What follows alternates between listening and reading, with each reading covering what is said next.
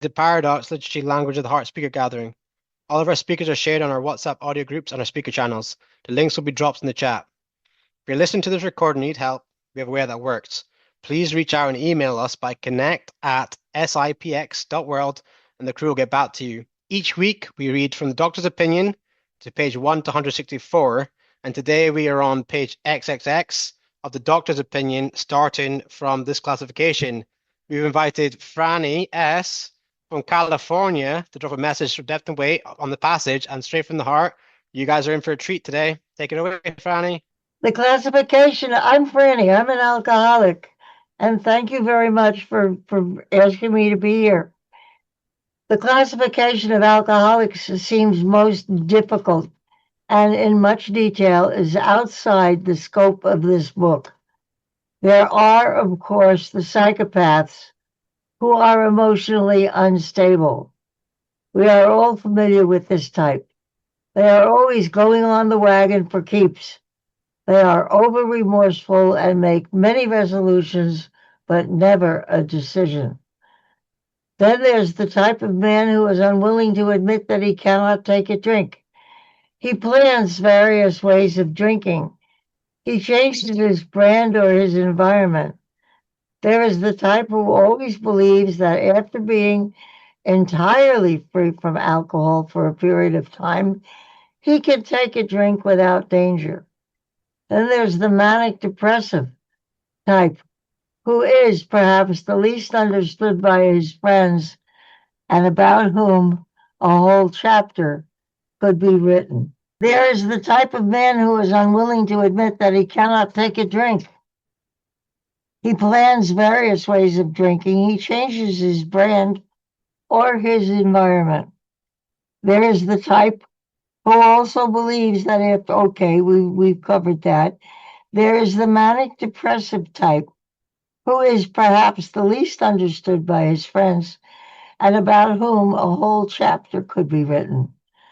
Then there are types entirely normal in every respect, except in the effect alcohol has upon them. They are often able, intelligent, friendly people. All these and many others have one symptom in common. They cannot start drinking without developing the phenomenon of craving. This phenomenon, as we have suggested, may be the manifestation of an allergy which differentiates these people and sets them apart as a distinct entity. It has never been, by any treatment with which we are familiar, permanently eradicated. The only relief we have to suggest is entire abstinence. This immediately precipitates us into a seething cauldron of debate. Much has been written, pros and cons, but among physicians, the general opinion seems to be that most chronic alcoholics are doomed. Doomed. Hi there. Okay. I'm Franny, I'm an alcoholic again, and Eddie, I'm sorry, Joey doesn't know my background, and I was amazed when I read this in the book because I was declared by two separate medical boards, two different hospitals, that I was a psychopath. I was such a problem child, and I didn't care about anything. I'd have easily thrown you off a roof as not. I did throw my brother-in-law through a plate glass window. He didn't have too many scratches on him, but he had to go to the hospital to get a couple of stitches. But that's the way I saw the world. Nothing counted, nothing mattered. And, I'll tell you something. A lot of people who go in and get a degree in psychology are usually people who are trying to figure out their own problems. And the normal people go to take a couple of classes in psychology and wind up getting a degree. Okay, so here's what happened. He says the psychopaths who are emotionally unstable. Oh my God, there was so much more than that. You know, um, I learned about being a psychopath from the people who were studying me because they didn't get many psychopaths that they could really study. And so when one of them comes along, particularly with an alcoholic problem, they figured that that was going to be fun. But you know what happened was I didn't care about them either. I didn't care about what they wanted. I didn't care about, like I said, I just didn't care. And my behavior of not caring was what brought me to their attention first. And they were very candid with me. They told me that, yeah, every test that they gave me indicated that I was a psychopath. Now, let me tell you something.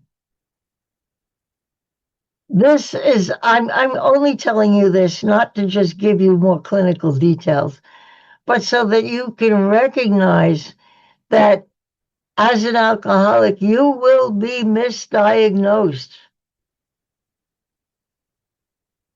You will have, hey, I was pre-med in college, and then I went and got a degree in psychology, and I worked in neuroscience, and that's the brain body connection. And I'll tell you, there's a lot of stupid people in the medical profession. I just want to say that if any of you are nurses or have suffered at the hands of a stupid doctor, you don't have any choice but to go get another doctor. There are absolute idiots in the medical profession. I don't know how they ever graduated out of medical school. I have known some of them, not just because when I was going through all that tests and all that stuff as a psychopath, but here's what happened. They declared me a psychopath, and I went and got a book called The Catholic Church and Psychopathy, is what the psychopath. I don't know when the book was written. And I looked into it, and it said, according to the Catholic Church, a psychopath had no soul. Wow, okay, so I have no soul. Okay, well, it doesn't seem, knowing it doesn't seem to make any change. But what happened was, not having a soul, I didn't have to worry about whether I went to heaven or hell. I would just die like a tree or something. And that would be the end of me. No soul, no heaven, no hell. And so I did exactly what I wanted with no consideration for anybody else. I was married to a very decent man. He was a square. Well, I talked my sister into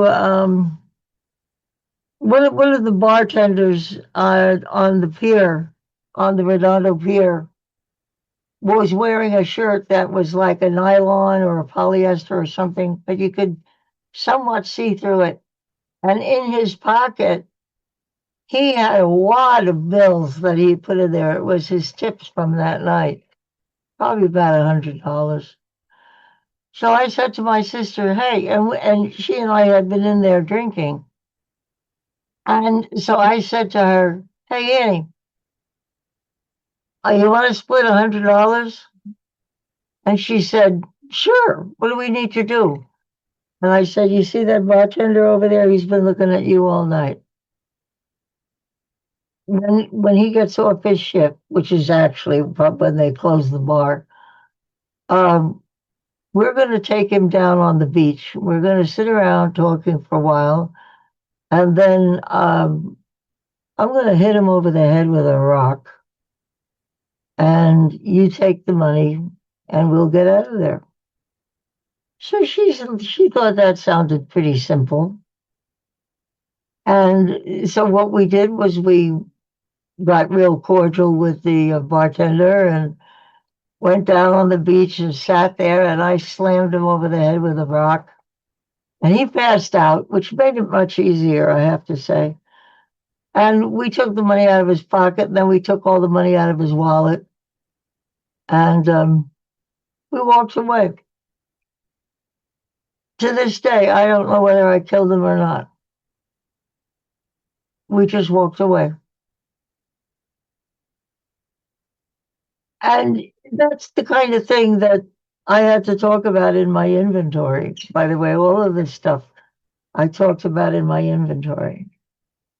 So one time I told my sponsor about this psychopath kind of thing and about not having a soul and not caring whether I, didn't care whether I went to hell or what. And she said to me, Franny, you are a child of God. I don't care whether you have a soul or not, but I will tell you this. If you work this program and you do everything to the extent that you can, to your absolute limit, God will probably give you a soul simply to shut you up because you'll start praying. And if you pray to him any way that you talk to me, he's going to, you know. Well, one time I asked her, I said, Dottie, why did you start me in the steps so early? She said, Franny, I couldn't stand you. I couldn't stand you. When you told me you were a psychopath or whatever that is, she said, I was not surprised. I could not stand you. I needed to get you into the steps to effect a personality change that would make you be at least agreeable with yourself, with your fellow man, and with your higher power, which is the intention of the program. So I said, do you think, well, maybe I'm not a psychopath, but I will never know. She says, that's right. She says, but, psychopaths are known to be cunning, highly intelligent. So you fool everybody and keep checking in with me and don't make any actions until you have checked with me. It's most important. I said, okay. About 5 years later, one day I was sitting there having coffee with her, and out of the blue, she says, oh, by the way, I assign you not, she said, I'm going to assign you something. And I thought she was going to give me a project or something. I don't know what. And she said, I am assigning you that you are no longer a psychopath. I have watched you for 5 years. You have been making the biggest effort that you could to be a decent human being, although I certainly have seen you slip up. And I thought to myself, my God, I think she's right. I think if I didn't have a soul, I have to say it that way, because I probably had a soul, but it was probably hiding. But if I didn't have a soul and God gave me a soul, because today I know I have a soul. I have 54 years of sobriety, and I have spent that 54 years trying to be a decent human being, trying to deal with people with compassion and love, and sponsoring an awful lot of people and learning a lot about being a human being from them. I've been married 4 times, and all 4 times, the first one was normal. He was a normal human being. That was the problem. I couldn't stand him. I like alcoholic people. You don't know what they're going to do next. I love alcoholic men. So that was my first marriage. The second marriage, I married a guy that was crazy more than, well, I don't know. He was spiritually sick, just like us. He was a drinker. He definitely an alcoholic. The third husband met in the program, and after we got married, he went on he started running his program on marijuana maintenance. And he used to have his buddies come over, and they used to sit there smoking weed, and I wasn't supposed to say anything. I stayed away from them. There was no more room in the house for me. And I said to him, we have to get a divorce. And he said, why? He said, I like the way it. I said, I don't. And you know what I realized? I had to put my sobriety first and foremost before anything else, including a marriage with a man that I loved. Because if I didn't have that sobriety, I wouldn't have a life. I knew what I was like. I look back on it. I took a really careful inventory. And when I look back on it, I don't want what I had then. I want what I have now and more. You know, and that's the way it is. You know, I have a husband who's a sober alcoholic. He's my best friend. And he kisses, I'm in a wheelchair. I'm usually in front of the computer. And he kisses me on the top of the head every time he kisses me. I love it. You know, we appreciate each other. I appreciate his sobriety. And a lot of other people in the world appreciate his sobriety too. He has sponsees all over the world. And you know, what do we get out of this program? And for heaven's sake, why the hell do people leave? It's working. It's working. Why do they leave? I have never been able to figure that out. If it's working for you, why do you stop doing it? I've never been able. If somebody could give me an answer on that, I would love it. You know, because in my life, I didn't want to go back to that cesspool I came out of. I don't ever. I totally agree with my sponsor. I am not a psychopath today. I know my behavior put me in the position of being labeled that because I really didn't care about anybody and anything. And among other things, I fulfilled too many of the requirements to be a psych, but I'm not doing that today. I don't naturally do that anymore. You know, I have a God in my life. I have sober friends in my life. I have a sober, very sober husband in my life. He doesn't really have too much influence on me. I keep telling him back off. Let me try to do this because I'm still going through rehabilitation and exercise and everything else, and people keep trying to help me. And you know, here's the thing: if you don't use it, you lose it. And so I constantly telling people back off. I have to try to do this myself. If I need help, I'll ask you. But I don't really carry that into my life very much. My attitude there is, okay, God, don't let me get us into anything you can't get us out of. You know, and I say that frequently through the day because I've got the kind of mouth It opens up, the words come out, and I'm running along trying to catch them. You know, it goes like that.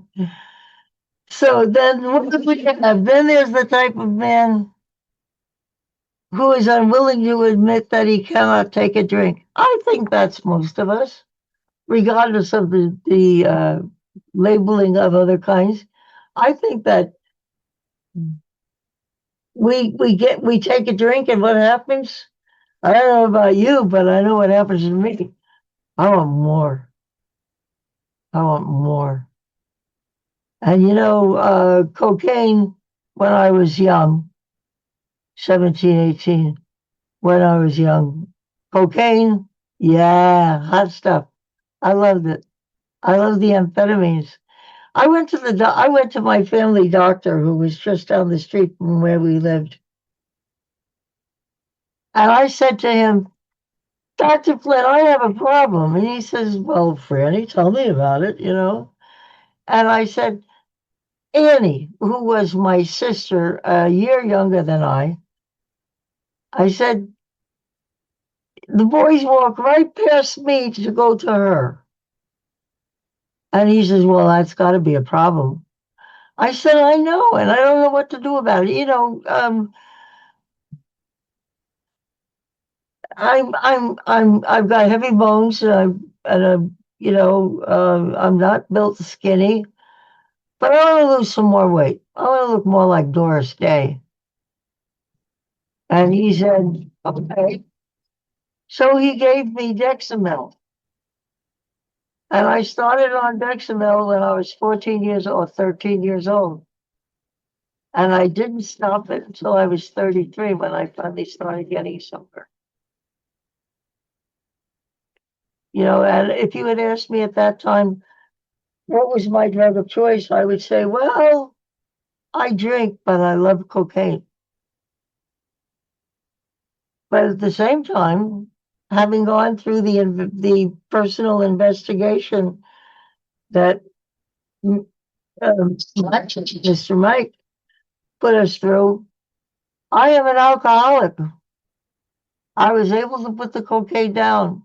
I was able not to use it when it was a dangerous place or if somebody was going to find out what I was doing. But I couldn't, once I had a drink, I would drink some more. That's all there was to it. And I would drink until the bottle was empty. And then I would go get another one. Liquor store was close to my house. And I usually bought it in half pints, which I look back today was absolutely ridiculous. Because I would be walking into the liquor store, buying a half pint, practically finishing it by the time I got home. Finally finishing it, go back again, same clerk, same store. It never occurred to me to go to a different store. Another half pint. Sometimes I would buy 3 pints starting at 5 o'clock at night, then maybe about 9 and probably at 12. I could have bought a quart. More economical, certainly smarter. Fewer trips to the liquor store. I never did it. It was always a half pint at a time. It was like I was lying to myself. Like I could think only of the pint or the half pint that I had in my hand. See, so I didn't have to think about the rest of it. And if I had a big bottle, I would have to take responsibility for that. I would have to look at it and say, yeah, that's what I finished in the night. Because whatever it was when I started drinking, I didn't stop until the bottle was empty. And with a half pint, you can justify going back to the liquor store. But with a quart, that would require more lying to myself. So anyway, that kind of a person, I think everybody sitting here is like that. If they have done the examination and identified themselves as alcoholics. I think I'm 3/4 alcoholic and 1/4 pill popper, cocaine. Yeah, mathematically that works out. I'm satisfied with that. Then there's the type of man who is a manic depressive type.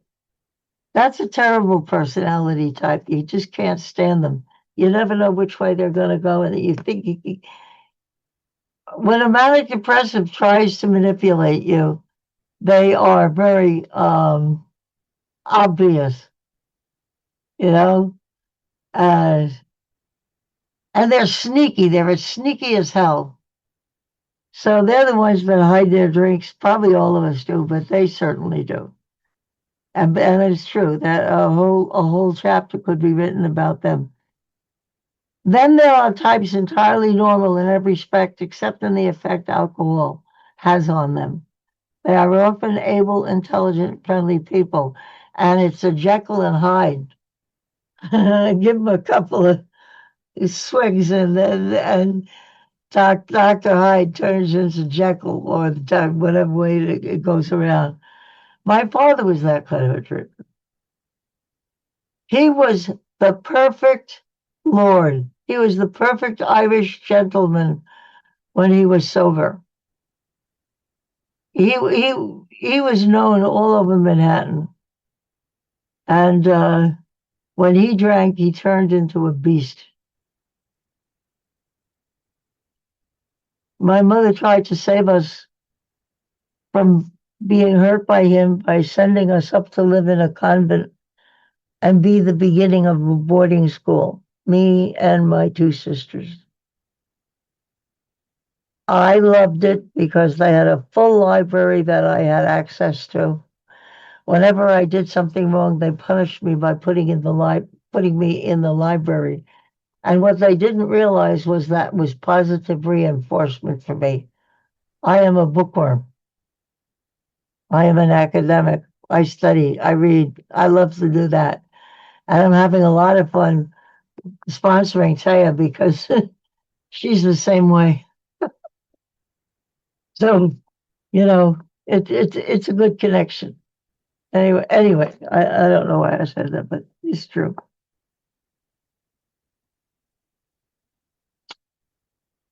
All of these and many others have one symptom in common. They can't stop to start drinking without developing the phenomena of craving. That's right. Well, 1 drink, 2 drinks, and then I'm starting to plot. Do you know I was the perfect hostess when I was drinking? I used to take your drinks and bring them into the kitchen to pour you a new drink. And I would put ice cubes in it and I would pour and it would be perfect. And I would bring it back to you. Then I would go in, dump whatever, dissolved stuff was in my glass, filled up my glass with booze. I didn't bother wasting space with ice cubes. See, I made sure I had mine. I had more than you, even though I was just so.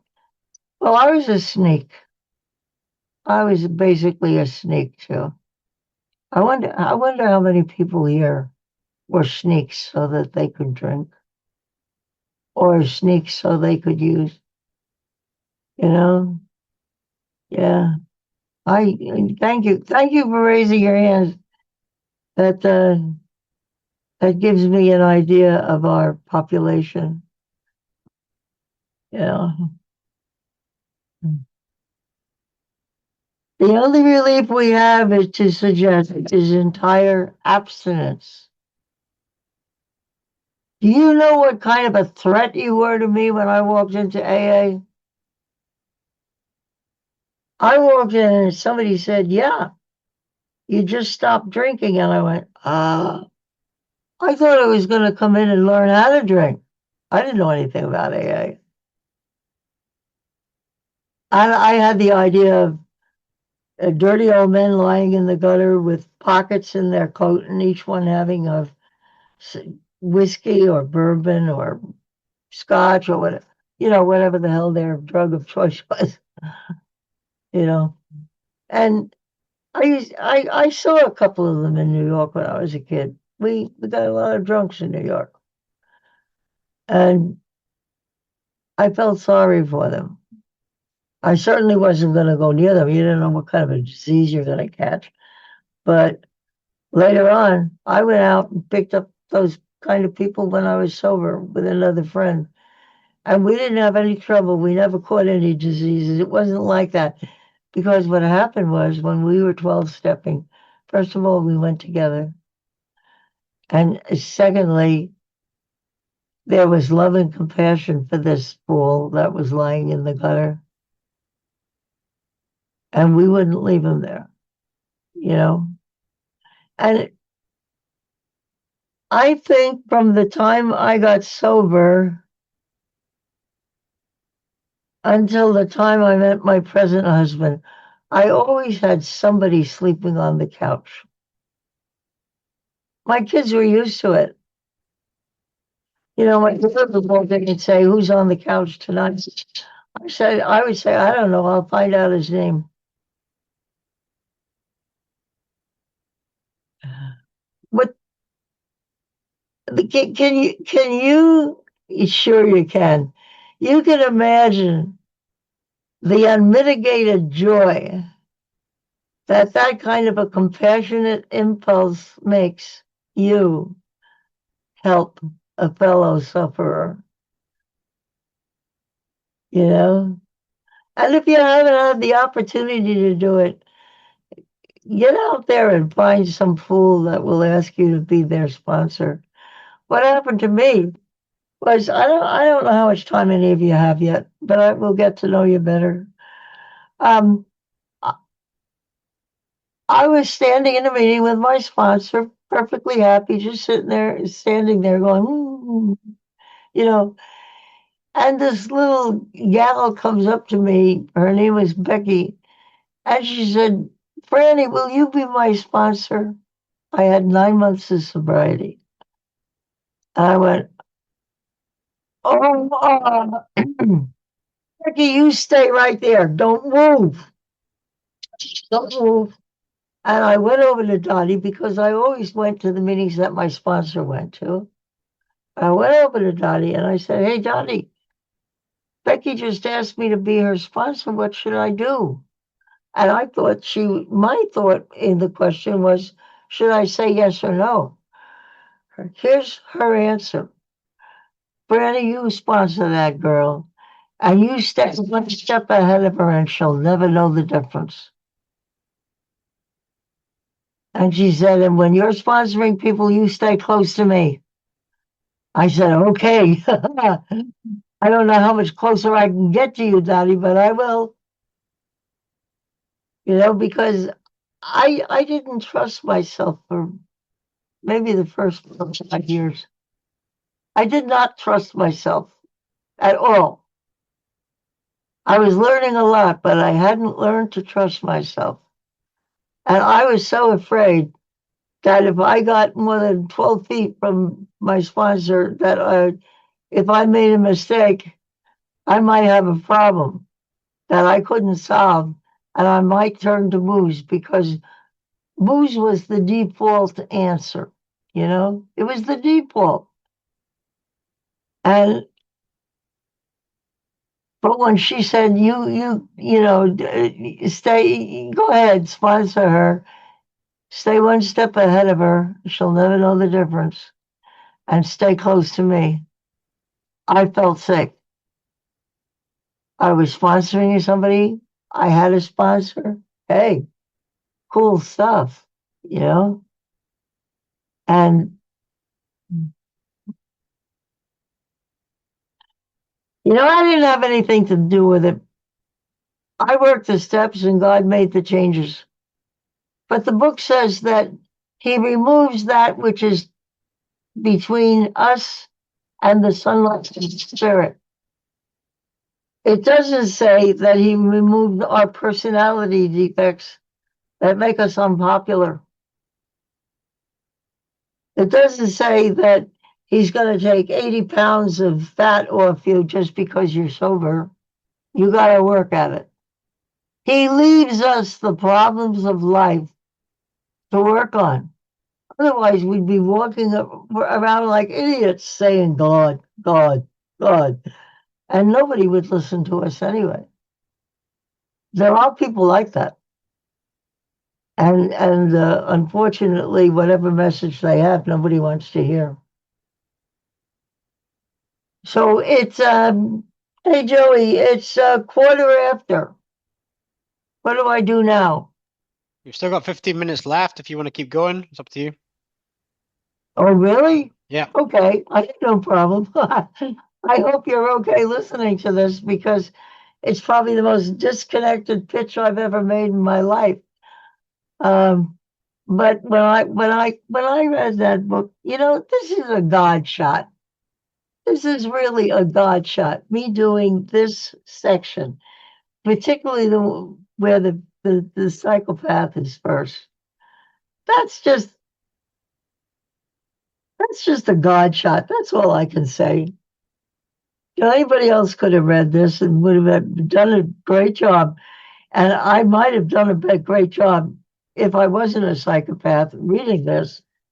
But what you did was what happened here was the idea of a psychopath brought my whole story up, you know, and it makes me laugh. The only relief we have is to suggest is entire abstinence.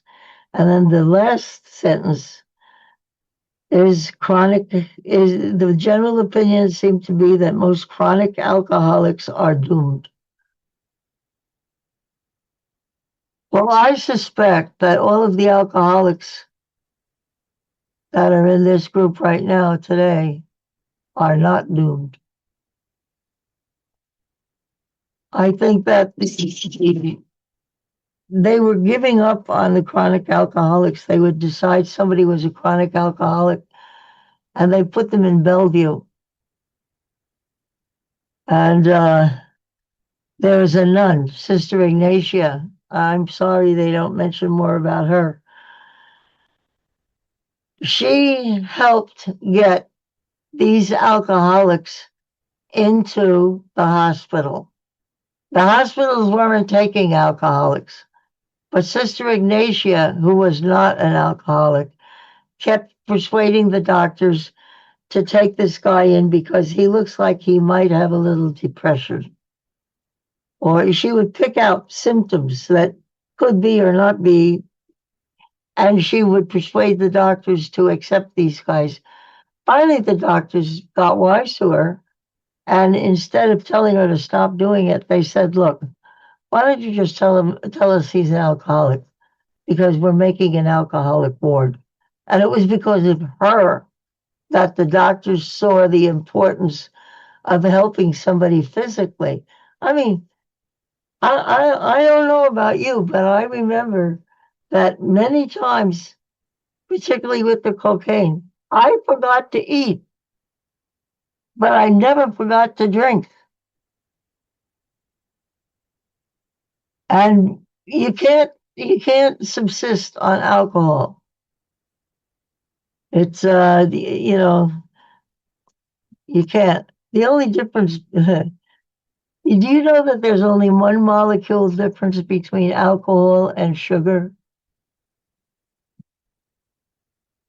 If you draw the molecular formation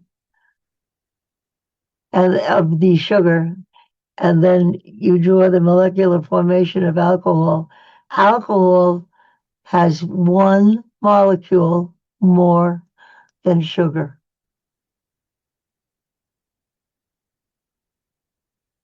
That's how close they are. And one time,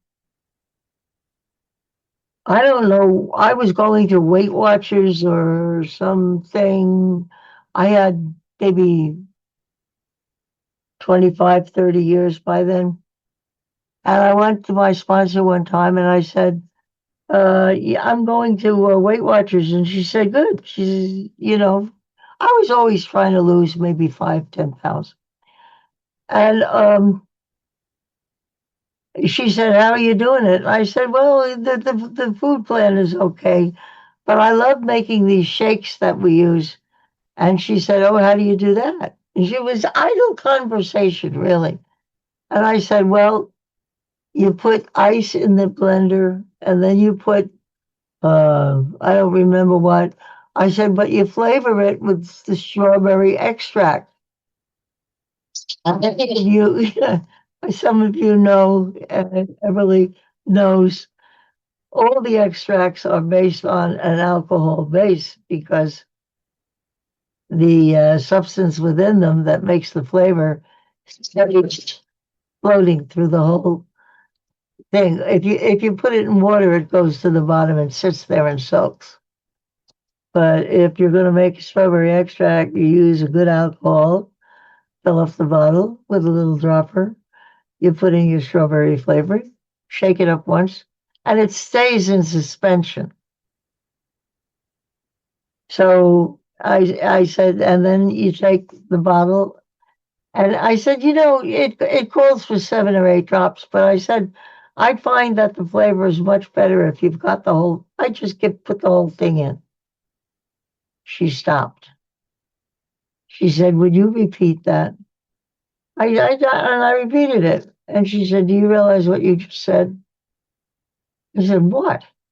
She says, "You know more chemistry than most people. You're supposed to have to get, you were in pre-med." She said, "What?"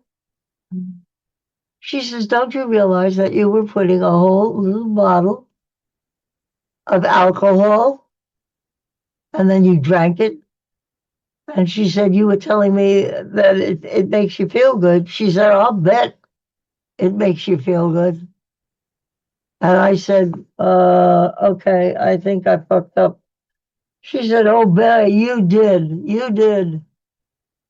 But she says, "You didn't know it. But now you do, so now you can't do it again." I said, "Yeah, I understand that. I understand that." And she kept studying there because I was in the process not only of learning to be a decent human being, I was in the process of learning to be a human being. They, so uh, we had some, we used to have some long conversations. Anyway, I do not believe that most chronic alcoholics are doomed. I think that was this was in 1934 he said that. But you know, with the program of AA being all over the world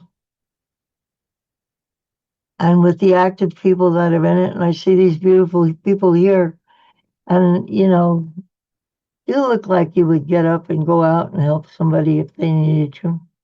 I don't know about Kevin, but most of the others, I have known Kevin forever.